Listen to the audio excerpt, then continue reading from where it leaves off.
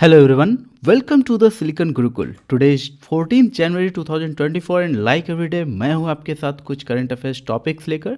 These topics are very important as per the syllabus prescribed by UPSC and various other examinations in India. तो बने रहिए video के last तक because we are going to explore the joy of learning new facts and concepts. Now the topic Lunar Gateway Station. Recently United Arab Emirates ने NASA के lunar gateway station में अपनी participation की announcement की है.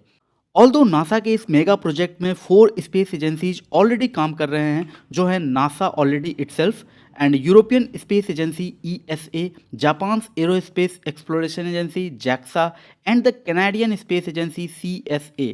अब इसमें 5वां स्पेस एजेंसी जुड़ने जा रहा है जो है Mohammed bin Rashid space agency Dubai, that means UAE.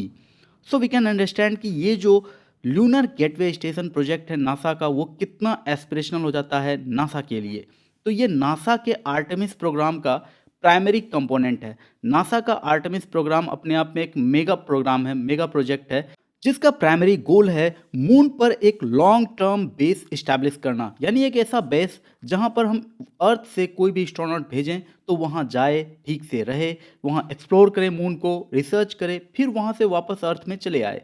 तो इस तरह से क्या होगा कि जो मून का रिसर्च होगा वो थोड़ा फास्ट हो पाएगा. तो ये आर्टेमिस का प्राइमरी गोल है और उसके साथ साथ पहले मून को ऑर्बिट करता हुआ एक मल्टीपर्पज आउटपोस्ट बनाने की ज़रूरत है and that is the lunar gateway station जो प्लान्ड है कि वो 2025 के नवंबर तक इस्टेब्लिश कर दिया जाएगा. दैट मीन्स ये लूनर गेटवे स्टेशन की बात कर रहा हूँ, ये मून को ऑर्बिट करता रहेगा और इसके ढेर सारे कंपोनेंट हैं और कुछ बेसिक कंपोनेंट्स आपको यहाँ पर एक पिक्चर में दिखाया जा रहा है. सबसे पहले ये ओरियन है.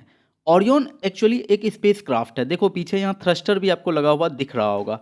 तो इसका काम है, ये रॉकेट के साथ आएगा, ऑब्वियसली किसी रॉकेट से ये आएगा और जब ये इंस्टॉल हो जाएगा, ये ऑर्बिट में फिक्स भी हो जाएगा, तो उसके बाद भी ये यहाँ से निकल सकता है. देखो ये इंस्टॉल भी हो सकता है इस लूनर स्पेस स्टेशन में और इससे निकल भी सकता है.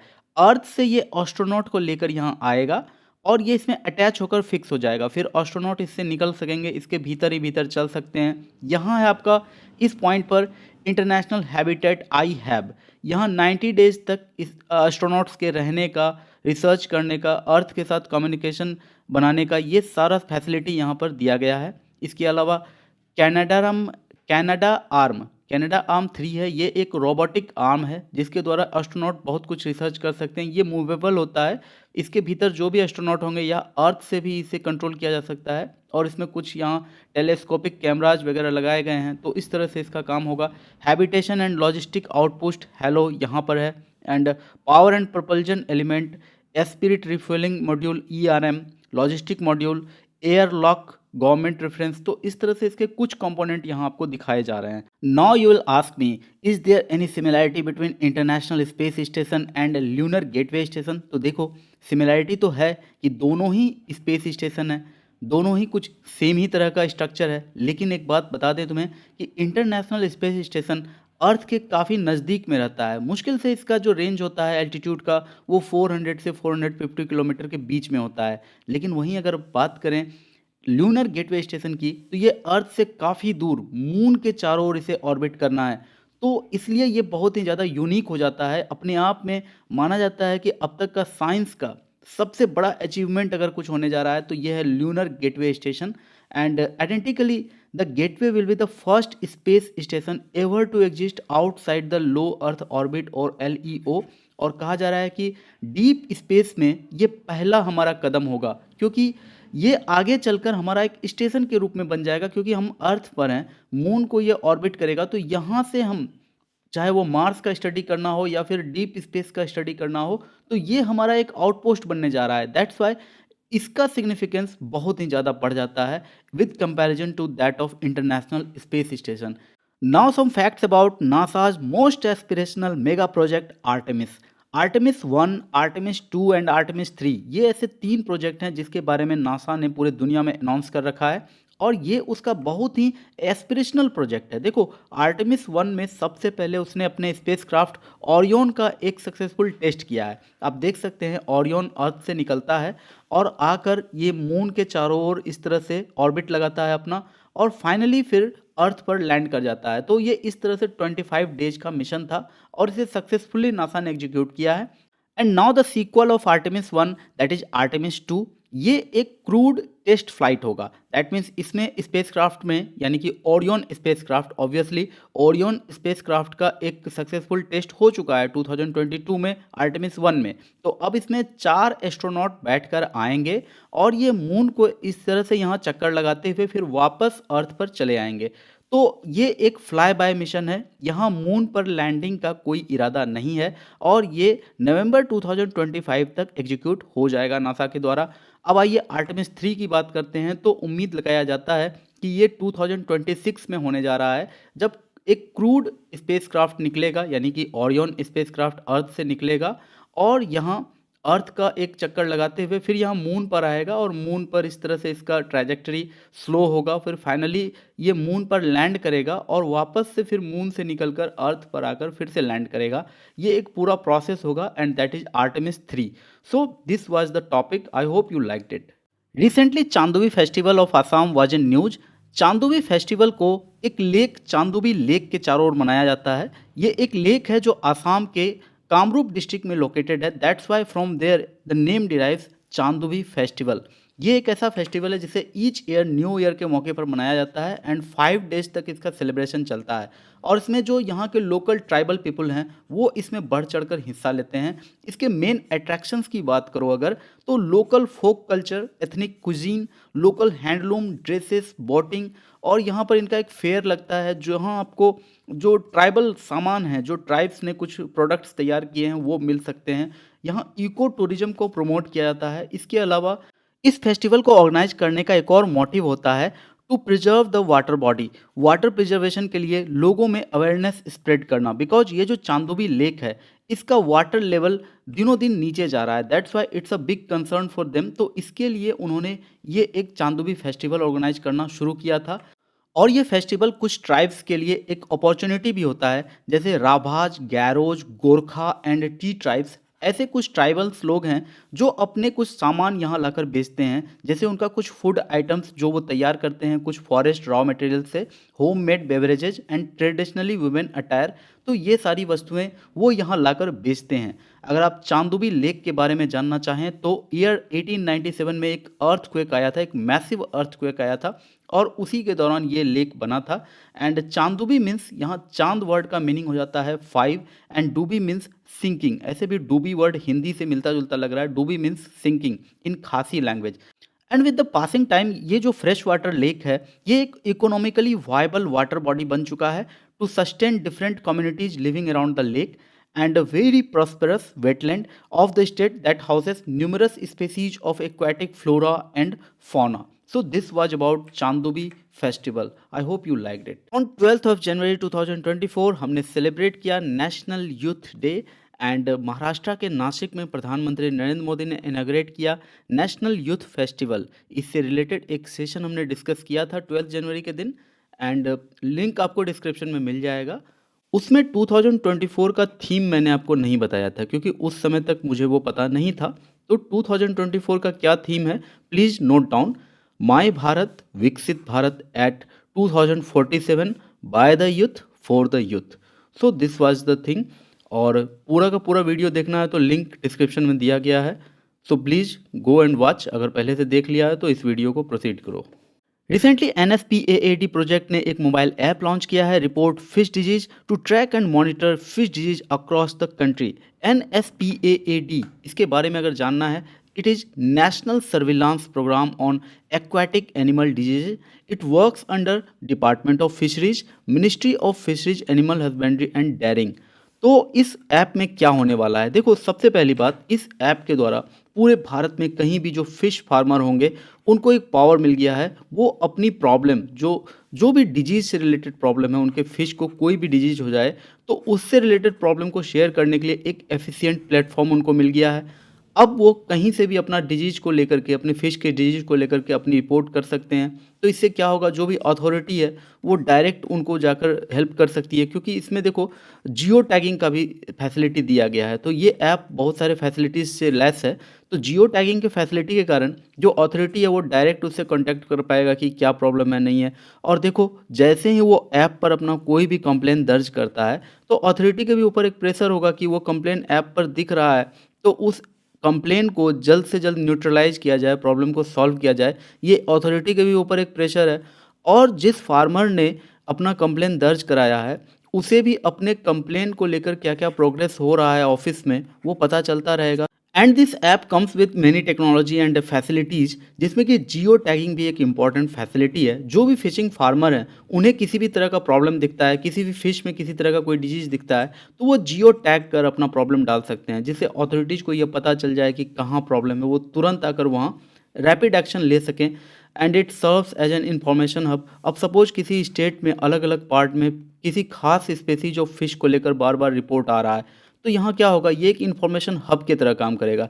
यही काम अगर पेपर वर्क पर होता, तो स्टेट में अलग अलग जगहों पर एक खास तरह के स्पेसीज में प्रॉब्लम आ रहा है, इस इन्फॉर्मेशन का एक दूसरे तक मिल पाना, एक कॉम्प्रिहेंसिव वे में यूनिफाइड तरीके से उस प्रॉब्लम को टैकल करना अथॉरिटीज़ के लिए उतना ज़्यादा आसान नहीं था, जितना इस ऐप के आ जाने के बाद, इंटरनेट पर सारे डाटा एक जगह आने के बाद होगा, वो संभव अब ज़्यादा होगा। So providing farmers with valuable resources, disease prevention, treatment and best aquaculture practices. और देखो एक बात मैं आपको बता दूं इसी के साथ साथ, कि हमारा जो इंडियन ओशियन है, यहाँ तो बात खैर देश के अंदर की हो रही है, लेकिन हमारा जो इंडियन ओशियन है, इसमें बहुत सारे फिश हैं। और हमारा फ़िशिंग कल्चर अभी उतना अधिक डेवलप नहीं हो पाया है कि हम इंडियन ओशियन के फ़िश को ठीक से वहाँ कल्टीवेट कर पाएँ, वहाँ से फ़िश को ला सकें अपने नेट में। वहाँ देखो क्या होता है कि साउथ कोरिया का, चाइना का, जापान का, उनका बड़ा-बड़ा शिप आता है और यहाँ से मछली मार कर ले जाता है। कहा जाता है कि इंडियंस मछली को मार नहीं पाते हैं, मछली पकड़ नहीं पाते हैं, मछली देखते हैं और साउथ कोरिया, जापान जैसे कंट्री के लोग आकर, वियतनाम के लोग आकर यहाँ से मछली पकड़ कर ले जाते हैं। तो जब तक हमारा फ़िशिंग कल्चर नहीं ठीक होगा, तब तक हम इस फील्ड में आगे नहीं बढ़ सकते हैं। That's why it is so much important कि हमारा जो फिशरी सेक्टर है बहुत आगे बढ़े। So ministry of fisheries, animal husbandry and dairy का ये जो इनिशिएटिव है बहुत ही अच्छा है। So that was in news, I hope you liked it. Recently Karnataka के BRT tiger reserve, that is Biligiri Rangaswamy temple tiger reserve, news में था बिकॉज कर्नाटका फॉरेस्ट डिपार्टमेंट ने यहाँ पहली बार ग्रीन टैक्स कलेक्ट करना शुरू किया है। ₹10 from two wheelers and ₹20 from four wheelers. ऐसे टू व्हीलर्स, फोर व्हीलर्स जो BR हिल्स यानी कि बिलीगिरी रंगास्वामी हिल्स में एंटर करेंगे through BRT tiger reserve. So this was in news. तो आइए BRT टाइगर रिजर्व के बारे में हम थोड़ा देखते हैं। तो बीआरटी टाइगर रिजर्व लोकेटेड है कर्नाटका स्टेट के चामराजनगर डिस्ट्रिक्ट में। And BRT here B means Biligiri. Biligiri वहाँ के लोकल्स कहते हैं वहाँ के एक वाइट रॉकी क्लिफ को। क्लिफ का meaning case to case vary करता है। यहाँ इस रीजन के लिए क्लिफ का मीनिंग है एक चट्टान जो बिल्कुल ही वर्टिकल है और वो वाइट कलर का है। That's Y white rocky Cliff, उनको वो बिलीगिरी कहते हैं। एंड रंगा स्वामी मीन्स लॉर्ड विष्णु, जिनका एक टेम्पल है यहाँ पर। That's why it is named as Biligiri Ranga Swamy temple. ये साउथ इंडिया की वेस्टर्न घाट्स और ईस्टर्न घाट्स के बिल्कुल मिडिल पॉइंट में सिचुएटेड है। ये इसकी एक यूनिक बायोजियोग्राफिकल फीचर है। इसे वाइल्ड लाइफ सेंचुरी के रूप में कॉन्स्टिट्यूट किया गया था 1974 में। एंड 2011 में इसे टाइगर रिजर्व डिक्लेयर कर दिया गया था। कर्नाटका में 5 टाइगर रिजर्व हैं total. Bandipur tiger reserve, Bhadra tiger reserve, Nagarhole tiger reserve and Dandeli Anshi tiger reserve and BRT tiger reserve. And it is headed by, these all are headed by additional principal chief conservator of forests project tiger Mysuru and Shivamogga. So this was a quick information about BRT tiger reserve. Now some facts about vegetation, flora and fauna. Vegetation की बात करें तो ये principally dry deciduous type का ही forest है, लेकिन as per altitudes, यहाँ altitude बहुत वैरी करता है इस रीजन में, क्योंकि आपको पता है कि ये वेस्टर्न घाट और ईस्टर्न घाट के एकदम मिडल पॉइंट का एरिया है। तो यहाँ एल्टीट्यूड वैरी करता है और उसी वैरी करने के कारण यहाँ कहीं कहीं आपको मॉइस्ट डेसिडियस या सेमी एवरग्रीन या एवरग्रीन एंड शोला पैचेज भी देखने को मिल जाएंगे। फ्लोरा और फौना की बात करें तो इस टाइगर रिजर्व का दोनों फ्लोरा और फौना दोनों रिच है। फौना की अगर बात करें तो हमने वाइल्ड एनिमल के बुक में जितने भी एनिमल्स के बारे में पढ़ा था ऑलमोस्ट सारे यहाँ हमें दिख जाते हैं।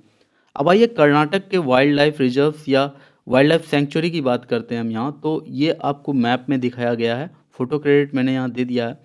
यहाँ एक वेटलैंड है जो रामसर वेटलैंड है, वो यहाँ रंगनाथित्तु बर्ड सेंचुरी। तो ये एक वाइल्ड लाइफ सेंचुरी है और बर्ड सेंचुरी भी है जो रामसर वेटलैंड कन्वेंशन के अंडर इसे नोटिफाई किया गया है। इसके अलावा more than 30 wild life sanctuary आपको यहाँ देखने को मिलेंगे and there are 5 tiger reserves in Karnataka. So this was a quick information about BRT Tiger Reserve. I hope you liked it. Recently on January 11, 2024, India के कुछ cities को स्वच्छ Survekshan awards 2023 से नवाजा गया है। तो इस टॉपिक में हम देखेंगे स्वच्छ सर्वेक्षण अवार्ड्स 2023 से रिलेटेड कुछ फैक्ट्स। तो आपको पता होना चाहिए कि स्वच्छ सर्वेक्षण अवार्ड्स इंडियन सिटीज़ के अर्बन सैनिटेशन एंड क्लीनलीनेस में उनके एफर्ट और अचीवमेंट को रिकॉग्नाइज करने के लिए दिया जाता है by the president of India.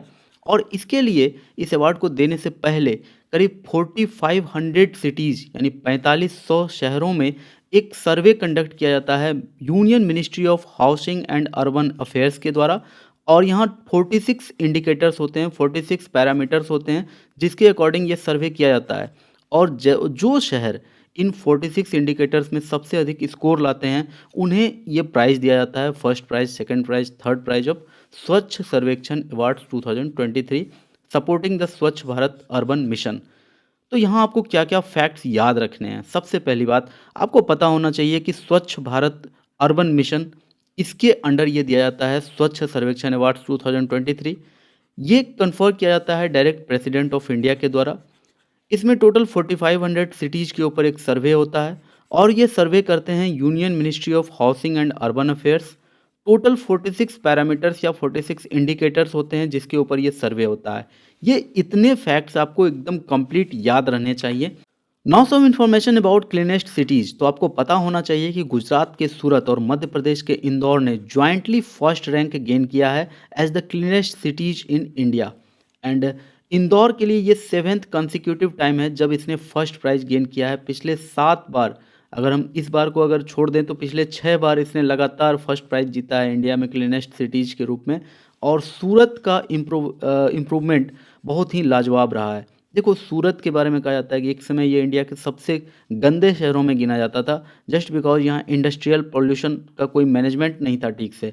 लेकिन समय के साथ इसने खुद को इतना इम्प्रोवाइज किया कि आज देखो ये फर्स्ट प्राइज़ जीत रहा है। ये हमारे लाइफ में भी हमें भी इससे इंस्पिरेशन लेना चाहिए, क्योंकि हम हो सकता है कभी कभी खुद को कम आके कि अरे हम तो बहुत कमज़ोर हैं, बहुत ही ज़्यादा हम वीक हैं पढ़ने में। तो देखो, यहाँ सूरत अपने आप में एक पूरा शहर जहाँ पर लाखों लोग रहते हैं, उन सब ने मिलकर अपने हैबिट को बदला, परफॉर्मेंस एंड वेस्ट मैनेजमेंट बदला, सैनिटेशन बदला, सिटीजन का इंगेजमेंट। देखो, लाखों का सिटीजन इंगेजमेंट, सब ने मिलकर खुद को बदल लिया और शहर को इतना अच्छा कर लिया, इतना साफ कर लिया कि इंडिया के क्लीनेस्ट सिटीज़ में इनको फर्स्ट प्राइज़ मिल रहा है। So we could also get some inspiration from this event. तो बिल्कुल हमें सीखना चाहिए। और आपको बता दूं कि ये जो स्वच्छ भारत मिशन है जो 2015 से शुरू हुआ था, इसके लिए जो यहाँ सर्वे किया जाता है ministry of housing and urban affairs के द्वारा, तो ये वर्ल्ड का सबसे बड़े सर्वे में एक गिना जाता है। Now the ranking of cleanest cities with population less than 1 lakh. तो इसमें शाश्वत महाराष्ट्र ये टॉप पोजीशन पर है, सेकेंड पोजीशन पर है छत्तीसगढ़ से पाटन एंड थर्ड पोजीशन पर है महाराष्ट्र से लोनावाला। गंगा टाउन्स, तो क्लीनेस्ट गंगा टाउन्स का खिताब मिला है वाराणसी एंड प्रयागराज को। और बेस्ट परफॉर्मिंग स्टेट्स की बात करें तो Maharashtra, Madhya Pradesh and Chhattisgarh won the top 3 awards for best performing state, recognizing their comprehensive efforts in promoting cleanliness, Safai Mitra सुरक्षा। इसके अलावा देखो, कुछ इन्फॉर्मेशन आपको पता रहना चाहिए स्वच्छ सर्वेक्षण अवार्ड्स का। तो ये 2016 से शुरू हुआ था। Annual survey rank cities based on various sanitation parameters. हमने आपको बताया कि 46 इंडिकेटर्स हैं टोटल। तो ये कुछ इन्फॉर्मेशन आपको पता रहने चाहिए। So this was the topic Swachh Survekshan awards and some facts related to it.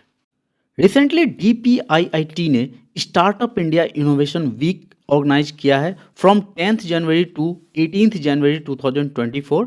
And with this event startup India is celebrating its 8th anniversary which was commenced in 2016. Here you should know about DPIIT, Department for Promotion of Industry and Internal Trade, which works under Ministry of Commerce and Industry. One of the attractive features of Startup India Innovation Week 2024 was Ask Me Anything session. इसे किया गया था ecosystem enablers के द्वारा। आपको पता होना चाहिए कि किसी भी स्टार्टअप के लिए इकोसिस्टम कौन क्रिएट करता है, तो बैंक्स और जो ऑफिस के स्टाफ्स हैं, ऑफिसर्स, वो सब मिलकर के एक इकोसिस्टम बनाते हैं ताकि एक स्टार्टअप चल सके। तो इन्हीं क्षेत्रों से कुछ लोग को लाए गए थे, कुछ एक्सपर्ट्स को लाए गए थे और उन्होंने एक सेशन किया था आस्क मी एनीथिंग। इसके अलावा स्टार्टअप शाला भी बहुत इंपॉर्टेंट फीचर रहा इस बार के स्टार्टअप इंडिया इनोवेशन वीक 2024 का। और देश भर के 7 डिफरेंट स्टेट्स में 9 सिटीज़ में on January 10 2024 9 such exciting events हुए थे इस स्टार्टअप शाला के अंतर्गत। इसके अलावा जो स्टूडेंट एंटरप्रेन्योर्स हैं, वेमेन लेड स्टार्टअप्स हैं and panel on exploring deep tech frontiers and IPR strategies, इन सब बातों पर विशेष ध्यान दिया गया है इस बार हर बार की तरह। एंड स्टार्टअप इंडिया से रिलेटेड कुछ फैक्ट्स देख लेते हैं। तो आपको पता होना चाहिए कि इसे 16 जनवरी 2016 में शुरू किया गया था। एंड इसमें क्या होता है, तो ₹10 लाख से लेकर 1 करोड़ तक का लोन इजीली या फिर सब्सिडाइज्ड लोन अमाउंट दिया जाता है to women entrepreneurs and entrepreneurs from SC and ST communities. इसके अलावा वुमेन को छोड़ दें, एससी एसटी को छोड़ दें, तो बाकी जितने भी लोग हैं इंक्लूडिंग दीज ऑल्सो, तो उनको इजी एक्सेस टू लोन्स दिया जाएगा, लॉन्ग रिपेमेंट टेनर दिया जाएगा, टैक्स हॉलीडे, लो इंटरेस्ट रेट, ये सब फैसिलिटी प्रोवाइड किए गए हैं ताकि अधिक से अधिक इंडिया में स्टार्टअप आ सकें। तो this was about startup program and this was about Startup India Innovation Week 2024. So that was the topic. I hope you liked it. Recently China ने एक लोटस शेप्ड सैटेलाइट लॉन्च किया है जिसे उसने नाम दिया है Einstein probe EP. It was launched on 9 January 2024 and the goal of this mission is to explore the mysteries of the universe. इस सैटेलाइट को लॉन्च करने में लॉन्ग मार्च 2C रॉकेट का इस्तेमाल किया गया है from the Xichang satellite launch centre in China's Sichuan province. तो इस इंफॉर्मेशन के साथ साथ आपको बताना चाहता हूँ कि इसरो ने लास्ट संडे मैंने डिस्कस किया था अपने एक सेशन में, तो इसरो ने एक्सपो सेट लॉन्च किया था रिसेंटली। तो एक्सपो सेट का जो मिशन था और SKAO का जो भी मिशन था, मैं ये 2 नाम इसलिए ले रहा हूँ क्योंकि प्लेलिस्ट में आप जाकर ढूंढेंगे तो आपको सेशन मिल जाएगा। अगर आप समझना चाहते हैं कि ये आइंस्टीन प्रोब का क्या वर्क है तो एक्सपो सेट का जाकर वीडियो देखो। तो चाइना इसमें थोड़ा पीछे रह गया है क्योंकि इंडिया ने पहले ही ब्लैक होल का स्टडी करने के लिए एक पोलारीमीटर, एक्सरे पोलारीमीटर सैटेलाइट भेज चुका है इंडिया। और ये जो आइंस्टीन प्रोब है उसी से कुछ मिलता जुलता है, यहाँ पर भी एक्सरे टेलीस्कोप डाला गया है।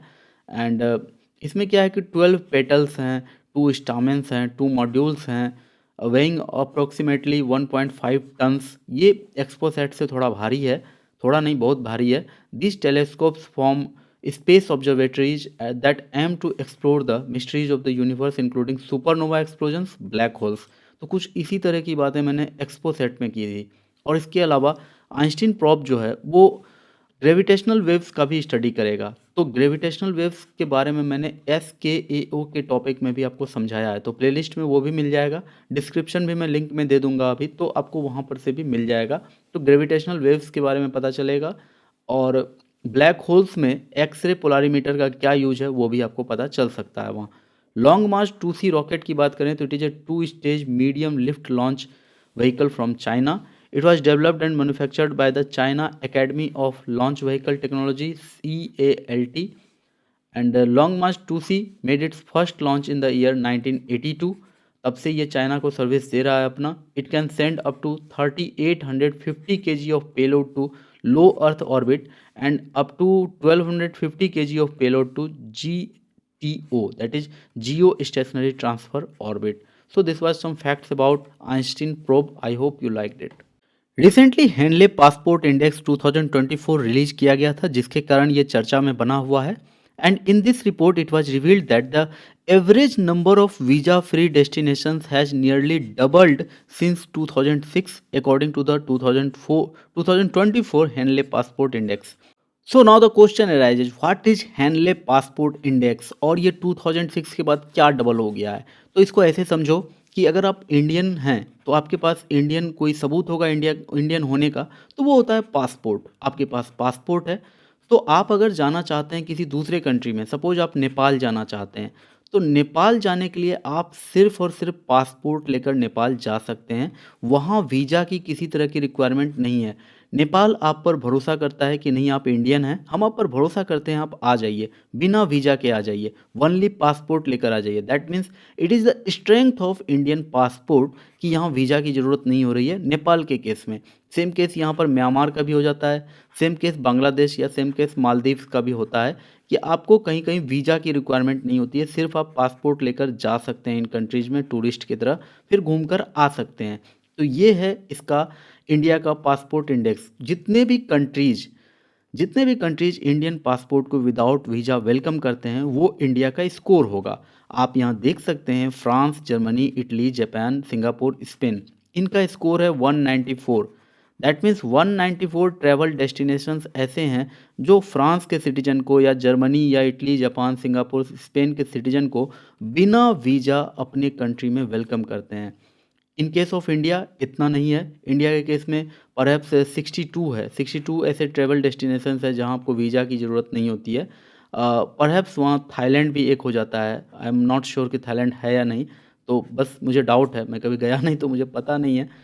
सो ऐसे डेस्टिनेशंस में इंडियन का जो नंबर है, इंडियन पासपोर्ट का जो स्ट्रेंथ है बहुत कम है with comparison to that of France, Germany, Italy, Japan, Singapore, Spain and Finland, South Korea, Sweden, इन सब जगह का 193 है। और माना जाता है कि 2006 के बाद ये जो एवरेज आप अगर इसका कैलकुलेट करेंगे तो 2006 के बाद से लेकर 2004 में विथ कंपैरिजन टू 2006 ये डबल हो गया है।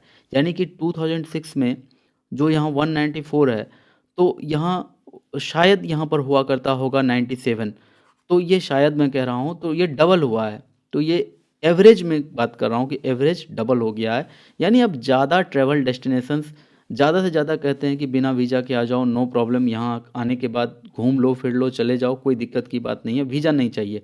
तो टूरिज़्म को ज़्यादा से ज़्यादा बढ़ावा देने के लिए लोग ऐसा कर रहे हैं, अलग अलग कंट्रीज ऐसा कर रहे हैं। हैंडले पासपोर्ट इंडेक्स ये 2006 से स्टार्ट हुआ है, इसका रिलीज इसे पब्लिश किया जाता है 2006 से। And international air transport association IATA के डाटा को handle and partners research team analysis करती है और उसके आधार पर अपना हैंडले पासपोर्ट इंडेक्स रिलीज करती है। Index included 199 different passports and 227 different travel destinations. Number of countries that a specific passport can access become its visa free score. And इसके बारे में मैंने आपको बता दिया कि ये स्कोर क्या होता है, और वही कहा जा रहा है कि 2006 से अगर कंपेयर करें तो 2004 में एवरेज स्कोर डबल हो गया है। Okay, that was the topic handle passport index 2024। हाँ, आपको बता दूं कि इंडिया का रैंक इसमें 80 है। ओके, पिछले साल इंडिया का रैंक 84 था, तो इंडिया ने इस इंडेक्स में थोड़ा इम्प्रूव किया है अपना पोजीशन को। सो that was the topic, I hope you liked it. Recently, exercise Sea Dragon 24 was in news and in that series Indian navy का P-8I एयरक्राफ्ट गुअम में लैंड कर चुका है। गुअम वेस्टर्न पैसिफिक का एक US आइलैंड टेरिटरी है। And अगर geography में आप मैप में देखें तो गुअम यहाँ लोकेटेड है, और यहाँ से आप देख पाएंगे कि ईस्टर्न चाइना सी बहुत ही नज़दीक है। तो देखो, ये तो अपने आप में एक स्ट्रेटेजिक मैसेज भी देने के लिए इस तरह का अभ्यास किया जाता है, एक्सरसाइज किया जाता है। सो सम फैक्ट्स देख लेते हैं। तो यहाँ पर क्या होगा, एंटी सबमरीन वारफेयर होगा, सरफेस वारफेयर होगा, एयर डिफेंस वारफेयर प्रैक्टिस होगा, सर्च एंड रेस्क्यू प्रैक्टिस होगा, कम्युनिकेशन एंड कोऑर्डिनेशन प्रैक्टिस होगा। पार्टिसिपेटिंग कंट्रीज कौन है, तो India, Japan, South Korea, Australia and the USA। It is an elite या elite आप कह लें multi national maritime exercise that encourages professional exchanges and team work among participating navies. So this was in news exercise sea dragon. तो पता रहना चाहिए आपको, इसमें India, Japan, South Korea, Australia and US 1, 2, 3, 4 and 5 countries are participating. So this was the news. Now the topic, Vibrant Gujarat Global Trade Show 2024। On 9th January 2024 prime minister Narendra Modi ने inaugurate किया था vibrant Gujarat global trade show in Gandhinagar. Right from the beginning in 2003 this was the 10th vibrant Gujarat global summit held in 2024 और इस बार का theme था gateway to the future. Prime minister Narendra Modi का ऐसा कहना था कि future of the 21st century will be bright with joint efforts. यहाँ सारे कंट्रीज, सारे इन्वेस्टर्स को वो साथ लाने की बात कर रहे थे। इनॉग्रेशन सेरेमनी को एड्रेस करते हुए पीएम मोदी ने गुजरात के लिए 20 इयर्स के अचीवमेंट और एज ए नेशन 10 इयर्स के अचीवमेंट को उन्होंने गिनाया। साथ ही साथ उन्होंने ये रिएटरेट किया था कि इंडिया 2047 तक डेवलप्ड बन जाएगा and the next 25 years coming would be called as Amrit Kaal. Chief guest के रूप में थे यूएई के प्रेसिडेंट मोहम्मद बिन जायद अल नहयान, जिन्होंने इनॉग्रेशन सेरेमनी को एड्रेस भी किया था। इसके बाद जो हम कंट्रीज़ की बात कर रहे हैं, इसमें 3 कंट्री बहुत इंपॉर्टेंट हो जाते हैं, जिसमें चेक रिपब्लिक के प्राइम मिनिस्टर खुद आए थे, Petr Fiala, and president of Mozambique and president of Timor Leste. इसके अलावा भी कंट्रीज से आए थे, जैसे जापान के vice minister of international affairs आए थे और सऊदी अरेबिया के असिस्टेंट इन्वेस्टमेंट मिनिस्टर आए थे। तो मिनिस्टर तो लगभग बहुत सारे कंट्री के आए थे, लेकिन हम जो ये 3 कंट्री को देख रहे हैं, इनके हेड आए थे सीधे। In this map you can see the countries. यहाँ देख लो आप, तिमोर लिस्ते है, बहुत ही इंपॉर्टेंट हो जाता है इसका लोकेशन, ऑस्ट्रेलिया के नॉर्थ में है। ये रहा मोजाम्बिक, बहुत बड़ी कंट्री है और इसके प्रेसिडेंट खुद आए थे इस समिट में। एंड हेयर इज चेक रिपब्लिक। सो जर्मनी के ईस्ट में आपको दिखेगा चेक रिपब्लिक। सो यहाँ के जो नेशन लीडर हैं वो खुद से आए थे। इसके अलावा अगर हम देखें तो बहुत सारे कंट्रीज़ थे वहाँ से, इंटरनेशनल अफेयर्स मिनिस्टर, तो मैंने उसके बारे में आपको बताया ही। इसके अलावा देखो 34 पार्टिसिपेटिंग कंट्रीज़ थे, 16 पार्टनर ऑर्गेनाइजेशंस थे, ये सब इसमें पार्टिसिपेट हो रहे थे। In addition to countries president और nations president, top MNC companies of the world के प्रेसिडेंट और चेयरमैन भी यहाँ देखने को मिले पूरे इवेंट में, और उन्होंने खुलकर पार्टिसिपेट भी किया था इसमें। और इसमें ministry of development of the north eastern region के डेवलपमेंट के लिए, उसमें वहाँ पर इन्वेस्टमेंट अपॉर्चुनिटीज़ को शोकेस करने के लिए भी इस मिनिस्ट्री ने इस समिट का बहुत अच्छा यूज किया था। So overall this summit was very successful. आइए इसके बैकग्राउंड पर बात करते हैं। तो आपको पता होना चाहिए कि 2003 से वाइब्रेंट गुजरात ग्लोबल समिट होता आ रहा है, हर 2 साल पर ये होता है। दैट्स वाई अभी तक में 20 ईयर्स बीत चुके हैं और ये 10th समिट हो रहा था। तो मेन ऑब्जेक्टिव इस समिट का यही रहा था कि गुजरात को एक प्रिफर्ड इन्वेस्टमेंट डेस्टिनेशन बनाया जाए, और इसमें गुजरात सक्सेसफुल भी रहा। सो this was the vision of leadership of the CM Narendra Modi, क्योंकि 2003 में नरेंद्र मोदी गुजरात के सीएम ही थे। सो दैट वाज द टॉपिक, और इससे रिलेटेड कुछ और अपडेट आता है तो फिर हम इसके बारे में और डिस्कस करेंगे। एक और डिटेल सेशन इसके लिए शायद ज़रूरी हो सकता है। सो मिलते हैं नेक्स्ट सेशन में। टिल देन पढ़ते रहिए, बढ़ते रहिए। Good bye.